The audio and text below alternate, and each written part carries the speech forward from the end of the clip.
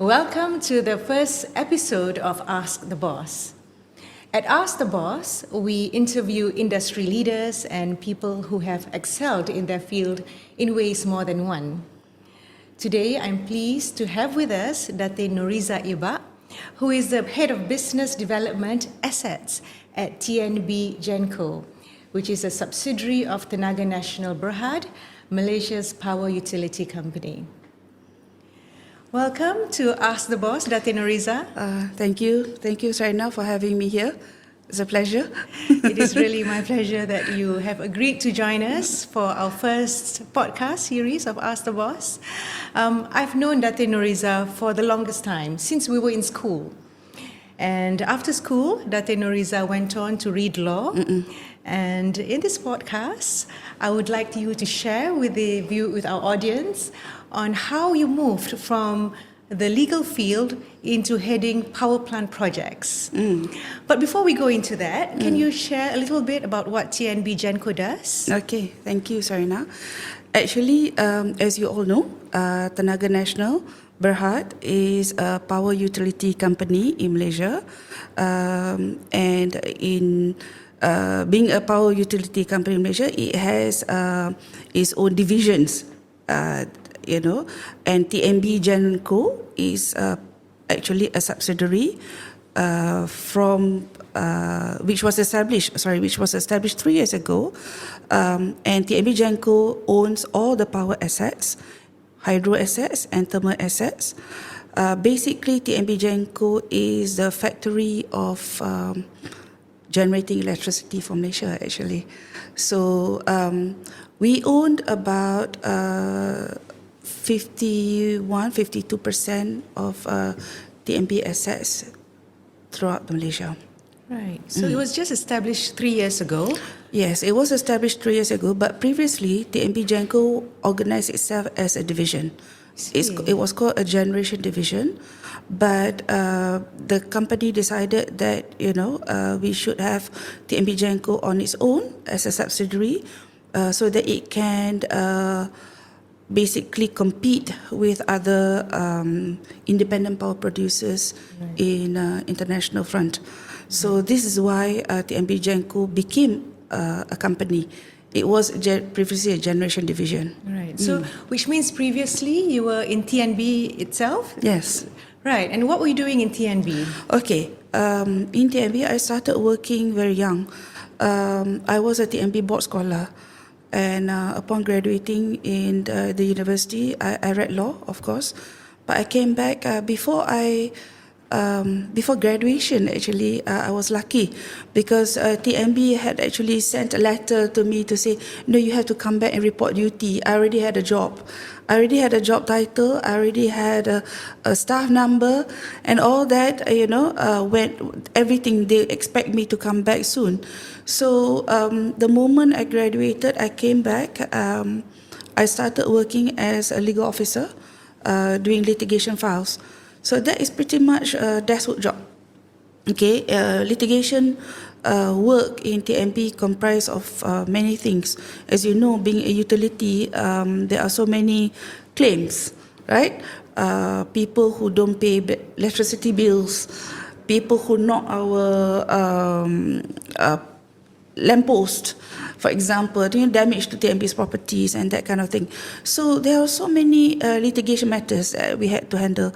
We had so many legal officers at the same time, and I was the youngest at that, in 1994. So I handled about nearly 4,000 files, meaning 4,000 cases. And at that time, while doing this work, this desk work, TNB actually had another project. It was looking at Bakun, Hydroelectric plant in Sarawak, trying to transmit electricity from Bakun to Semenanjung. So they established a task force at that time, headed by the head of planning, and they wanted secretariat to work in that task force. And I was lucky to be nominated as one of the members in that task force, and I joined. So basically, I work between doing my the typical litigation officer work, in TNB in legal department. At the same time, I was also running and doing the other work for the task force, basically taking minutes and all that. So that was when I realized that I don't need to grow my career in TNB as just a simple, straightforward legal officer, but I can be something else actually, because and it was very interesting. In that meeting, I remember we had about more than 30 engineers, people from various backgrounds. They were also engineers from the US that came down, and they were consultants. And I was so impressed with the knowledge, the technology that was going in, the risk discussions. And there I had to listen and take notes. I traveled too. They took me to Sarawak. I went through the Balaga River. It was interesting because it was dangerous, but yet interesting. I even went on four-wheel drive, where they took us through the timber road. Meaning sometimes you have big trucks bringing logs coming down from the hill. They cannot stop. So you are going upward, sharing the same road. It's a small road. So this car, the car that I'm in the 4x4, will have to quickly find a small spot within the crevices of the mountains to just hide itself while the lorry comes down. It was very dangerous.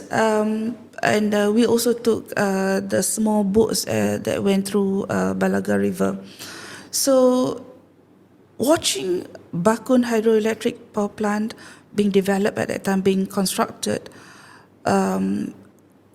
it was awesome, because I felt at that time, I felt so blessed. Not many people had the opportunity to watch. Okay, this is part of nation building. We are building something to give electricity to the people, and this is what it takes. A lot of hard work, a lot of technology, a lot of technical details that has to go in. That was when I decided that after this there will be more projects that I want to embark in. Right. So that would be your foray into power plants. And yes. Bakun Hydroelectric is a power plant that uses water, Yes. hydroelectric. Yes. And how many other power plants do we have in Malaysia right now besides hydro? We have many. We have many power plants. Actually, in Malaysia, not all power plants are owned by TNB. As you know, we have independent power producers. They are private companies, also being given license to develop a power plant and generate electricity, and TNB is the buyer. So in Malaysia, we have a system where TNB is a single buyer. TNB buys all the power being generated by other people also other than TNB through a contract called Power Purchase Agreement. So TNB is a single source, single buyer. And for the rakyat, basically, they don't see other independent power producers because they only get one bill from TNB. Whereas in other countries, you will expect a different style, because some countries they have a merchant market where you have other power players. But in Malaysia, we are quite stable. So TNB has been the only one that is given the distribution license to distribute electricity to the whole country. So the rakyat only sees TNB in the front, whereas in producing power, actually there are many players. So it is an unregulated business in the generation sphere. As I said, for now, TNB Genco is one of the major player in the domestic market to produce electricity, but we also have other power players like Malakoff and so forth. So power plants, indeed, we have a lot of thermal and hydro power plants. All hydro power plants in Malaysia is owned by TNB Genco. And other power plants would include coal. And what else? So Datin we Noriza? have in generating electricity. We talk about source of fuel. Yeah, source of fuel. So thermal plants, basically there are two types of fuel: coal or gas. Okay. So in Malaysia we have TNB. Some of our plants are run on coal, basically. Like for example, we have Manjung. Manjung itself is a very big complex because we have about 5 power plants in Manjung itself that uses coal as the main source of fuel. We have Manjung 1, 2, 3, and 4, and 5. Together, it generates about 4,100 megawatt. We also have another coal plant in Jimah, which is in Port Dickson, okay? And we have another coal plant in Kapar, which is in Klang. But other than that, we have other power plants scattered over the country, which uses gas as the source of fuel. And gas is much more efficient, of course. And on top of that, that is on thermal. On top of that, we have hydro plants. So hydro plants basically uses water. Water is seen as fuel. Water is the one that will be spinning, you call it the turbines to produce electricity. So we have, I'm sure you've heard of, like for example, Kenyir. Kenyir is a very popular tourist spot. So Kenyir was developed because of the power plant. Yeah. So it was developed as a power plant first, Yes. then after that it became a tourist spot. Yes.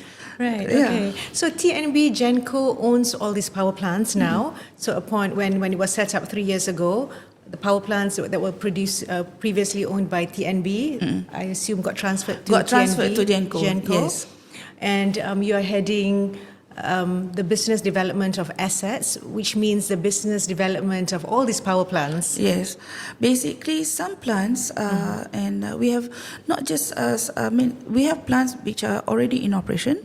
We have plants which are about to retire, and we have also assets like land, for example, land banks, which is still waiting for us to develop. So we're looking at all this. So in business development, what we do is we look at potentials. Okay, if we have assets like land, a lot of land. So what do we do with it? So we look at demand forecast. So we talk about, okay, on this piece of land, what do we want to build? What kind of power plant? What's the technology that needs to be on this site? Okay, is this site suitable for this kind of technology? And we look at those retiring plants. The retiring plants, we cannot just let it retire after the power purchase agreement ends. But then what we do next? So we either we do rehab works. It means that we need to give it another life to these plants, or we might, if it's too old, we might just close down, redo from ground zero, do a new plant. But then to do such things, we have to work along with the government's plan. So normally, the government will issue a plan, a long-term plan of supply and demand. This is where it helps us to plan when we need to build our assets. So for example, I'm now working on a project in Kapar. We have a plant in Kapar that will soon retire in 2029. To ensure seamless position, so we have to come up with a new power plant to take over kappa power plant that is retiring. So again, a new kappa, I call it. So not far from the old site, we have another greenfield site where we are coming out with a new power plant that is soon to be constructed, I would say. At the moment, we are still at the design stage, planning and design stage. But this is where I come in, from the proposal to getting everybody together and design, doing the contracts, and concluding all the project documents, looking for financing, and finally reaching financial close. So once we reach financial close, basically the project is now, it has money to be built, right? Then my role will stop. Then we will then let another team to take care of the execution. So my scope basically comes from beginning, from the proposal stage, right up to financial close. So when looking for a place to build, we have to look at not just TNB's land bank, but we can also explore other people's land bank. So we cannot say that TNB has got all the land banks. No, there are other land banks that may need acquisition, right? Or we have some old plants that is just sitting there, maybe is idling, and we can rehab, refurbish, and it can be sold to another party. So all this comes within our purview in business development. So the government tells TNB the amount of power that they need in the next few years. Yeah. Like for example, electric cars. Does the government tell you No. in 10 years' time we're going to have X number of electric cars and therefore we need X amount of electricity? How does that work? I think at TNB, actually the government comes up with a plan. The plan is called it's in public knowledge. You can go into the government website. You can see the full load demand. TNB is a utility, so it doesn't bother too much about the small electricity, because it gives electricity to the nation. So it doesn't tell just the TNB, it tells the whole players, the whole market players, other independent producers. Basically, it's a plan. Okay, we have a demand forecast. So if you are an independent player who wish to build a power plant, you can look at that and make a decision whether you want to build a power plant by a certain time and you want to bid for this job. You want to put up a proposal to the government to be considered. So this is what we did. Previously, we had the government embarked in the bidding system. TNB Pride was the first international bid where Energy Commission issued a request for proposal. There were so many bidders who came in from not just from Malaysia but from other parts of the world, bidding to build a power plant in Malaysia, basically. So in that respect, I was in the bidding team. We won. We won the bid. We came first. So then we have the TNB Pride today. But after that, I think, to organize a bidding work is quite laborious.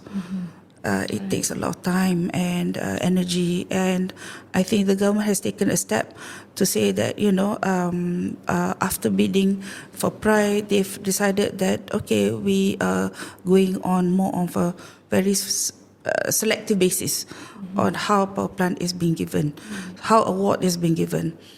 So, of course, being TNB doesn't give me an added advantage in any case, but it's just that I feel that TNB, because we are pioneer and we know the landscape better, so in a sense that we have certain added advantage compared to other players, other independent power producers.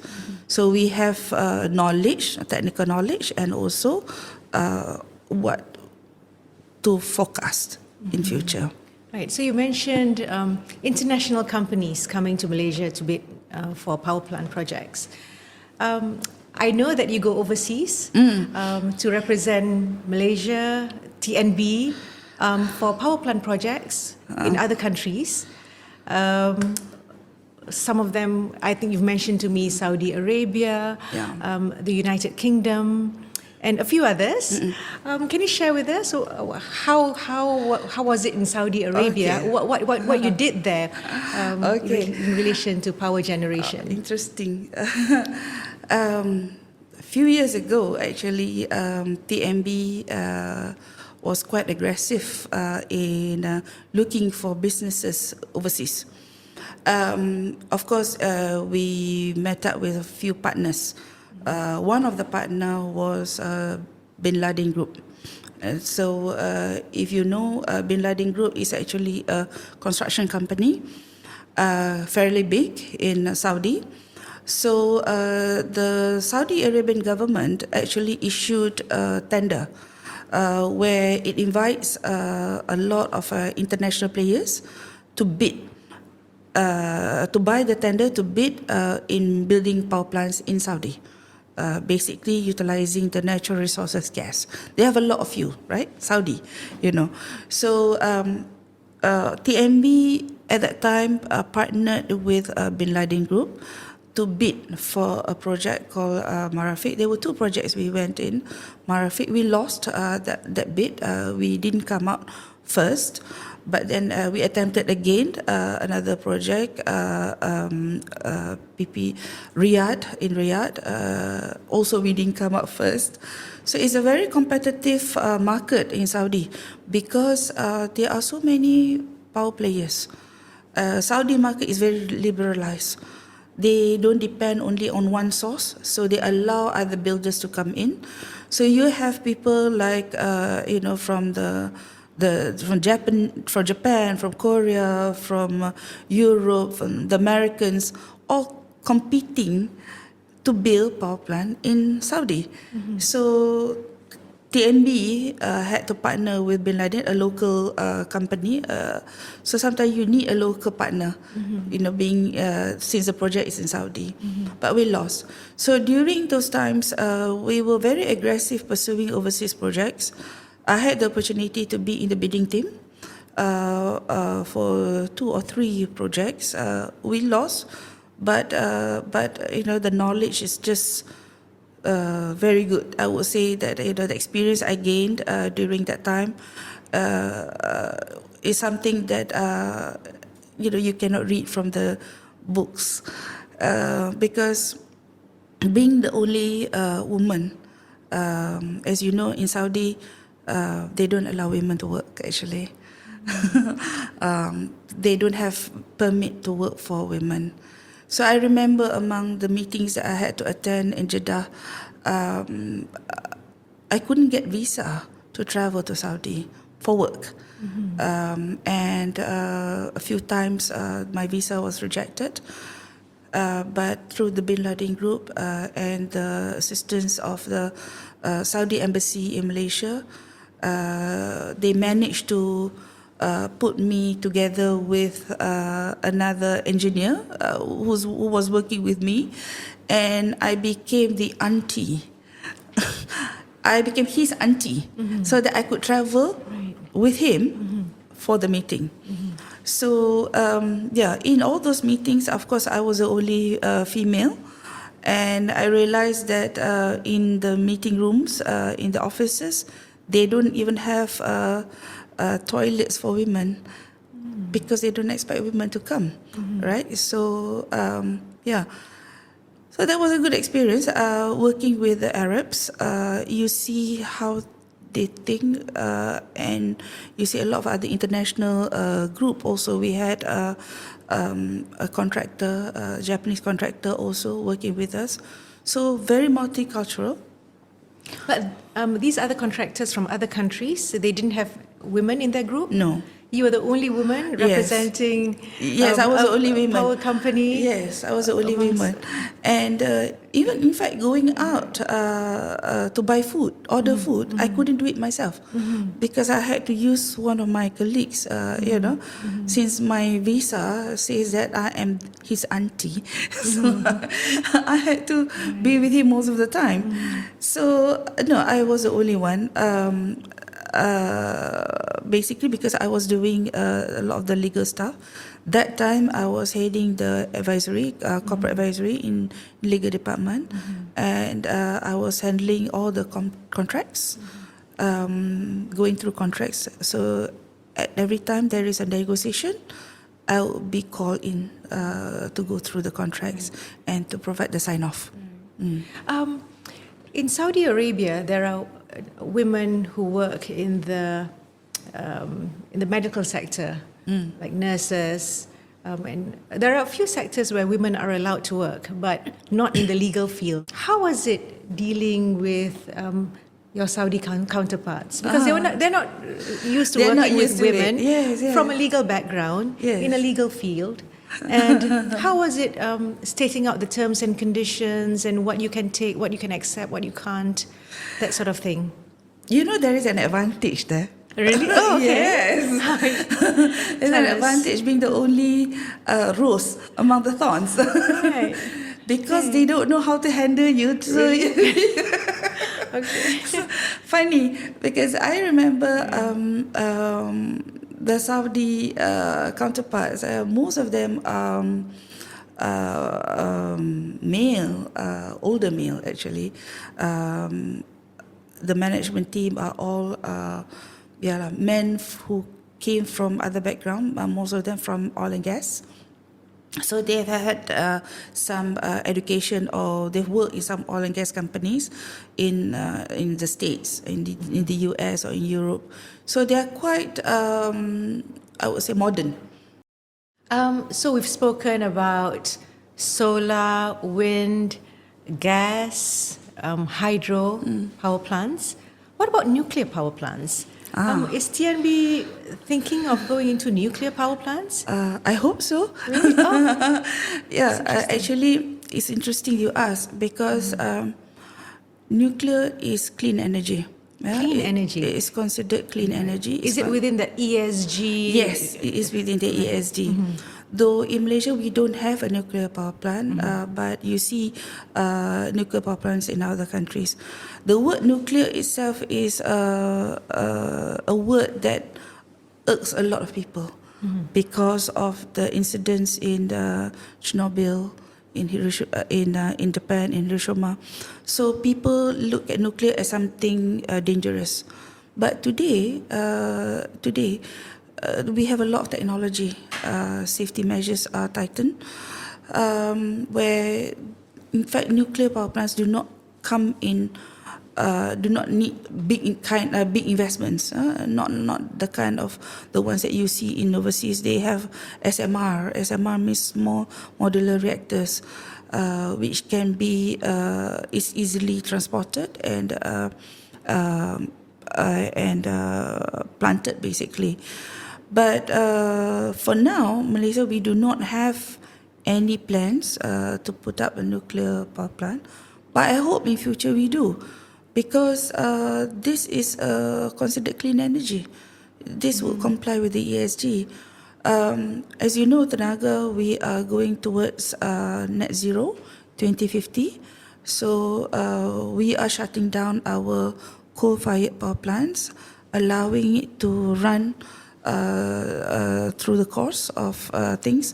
They have power purchase agreements for 21 years, 25 years, so let it go. And once the agreement expires, we need to replace that, right? We need to replace that. So what do we replace that with? So either we replace that with gas or something else.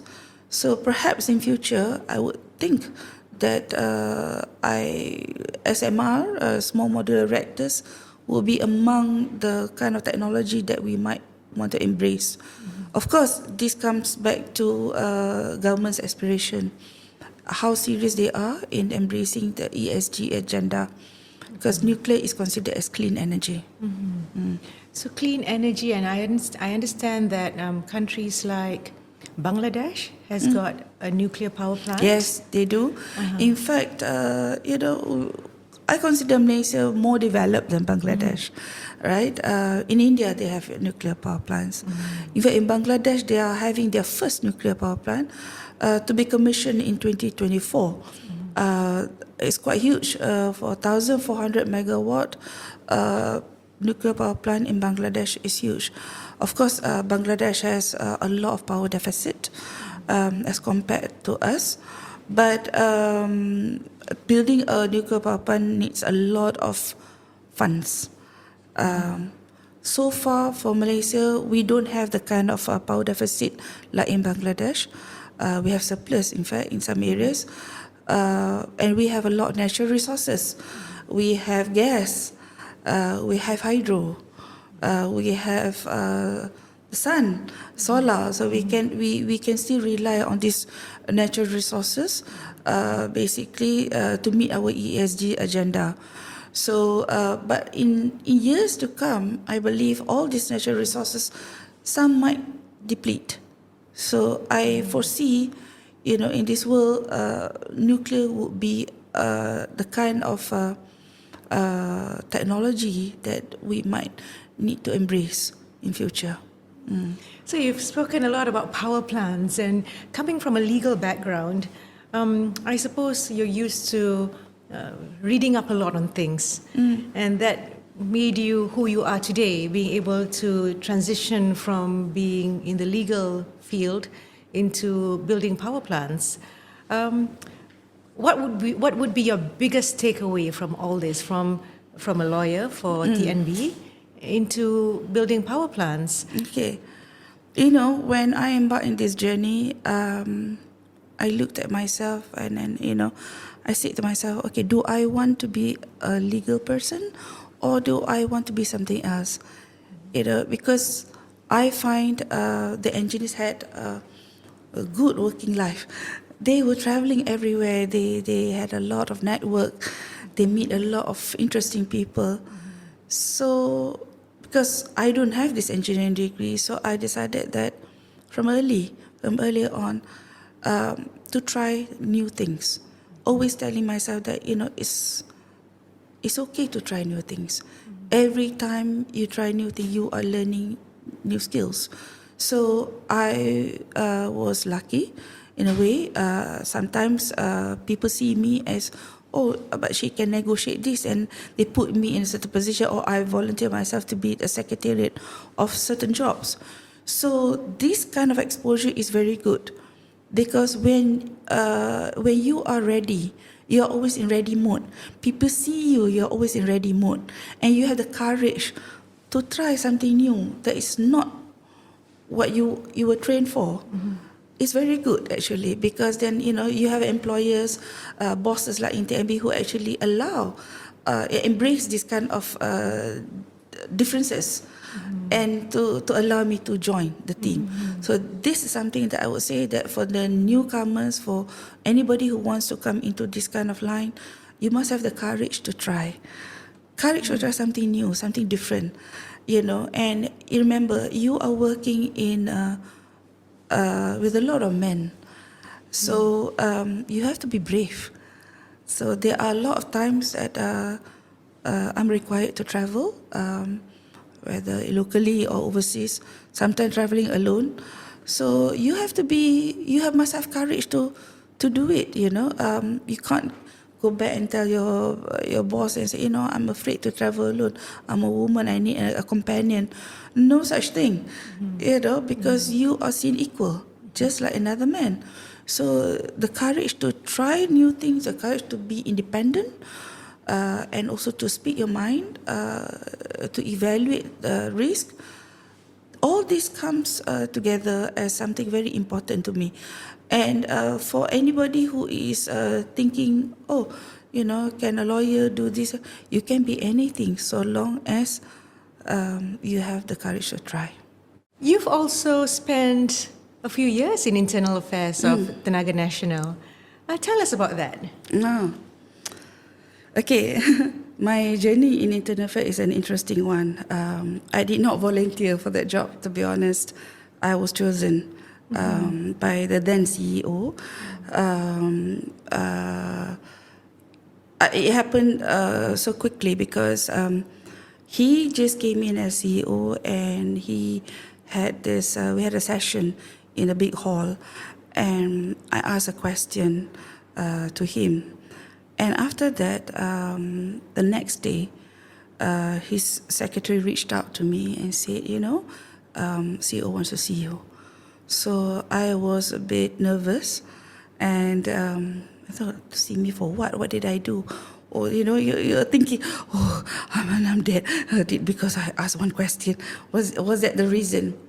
So it ended up as an interview. He interviewed me in the room.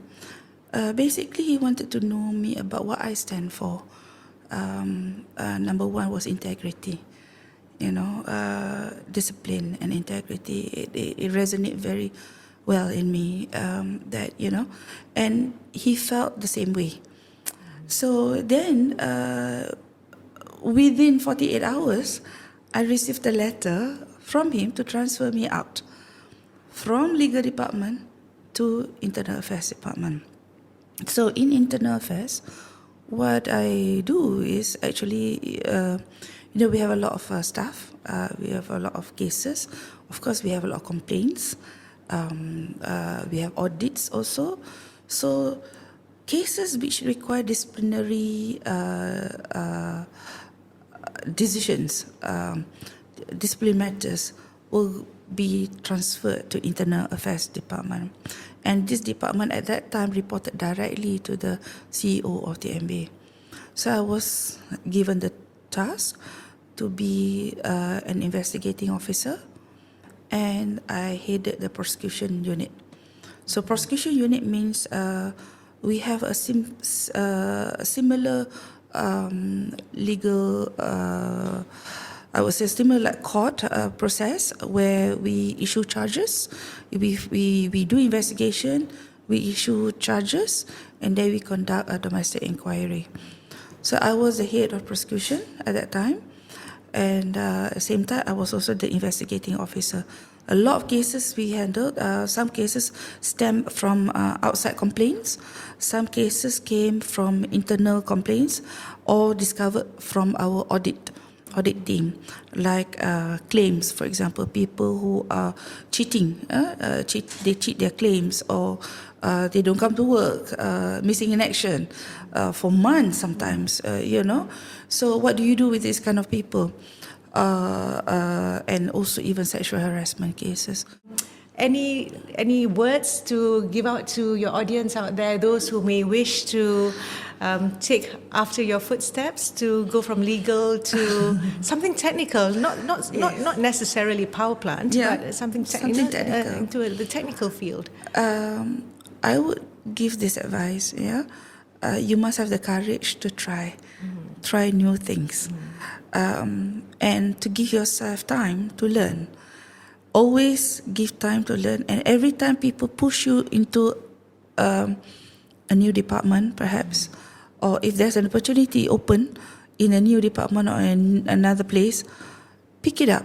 Because if you see yourself becoming career-oriented, you cannot just hold on to one job and hope to grow up the ladder in one area. Right? You must have multi-skills. When you want to have multi-skills, means you have to try new things. You must have the courage to try. And every time I try new things, I'm being pushed to another department. Actually, the learning curve starts from zero and up, right? So you always try new things. So to me, you must have the courage to try. And a good mentor is also important. I have been very blessed in the sense that all my seniors that work with me, they understand the thirst of knowledge in me from young, and they have been there to mentor me, to teach me.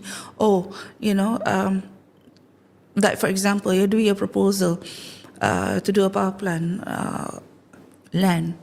what is the condition of the land that I need to know. You know, you must have land. What about gas? Where is gas coming from? You know, and then you need to decide, okay, what's the demand? What's the technology here? What's the kind of tariff that's going to apply here? So these are the things that you develop, because I had a lot of seniors who were with me along the way to teach me, to lend their ideas, to teach me along the way. And at the same time, I feel that you need good support system. As a woman, you need a good support system. If you have a family, you need the good support system. Either you have your siblings or your parents to help around in the house. Sometimes you need to travel, in places, and things at home. Someone needs to take care of the things at home, right? So you need to have that support system. Those two things, I think, is very important. I am here, I'm blessed, because I feel that my parents were there for me. My mother especially, she's been, she takes care of my baby as I was growing up, as he was growing up. And also, for me, the courage to try. Well, thank you, Datin Noriza, for being with us today, sharing your experience with TNB from the start of your career, from the age of 24, I believe, from the age of 24 to now, and from drafting legal contracts to prosecuting to investigating. I find that very interesting. I've never had the chance of being an investigator. I would have loved that throughout my journey before, when I was practicing. And of course, you are in charge of power plants. I find that fascinating that you've gone through all these different stages throughout your career. And I believe all this, especially young graduates, they can take heed of how you are able to develop your career from not wanting to just be a legal officer to being the head of business development, building power plants for the future of our nation.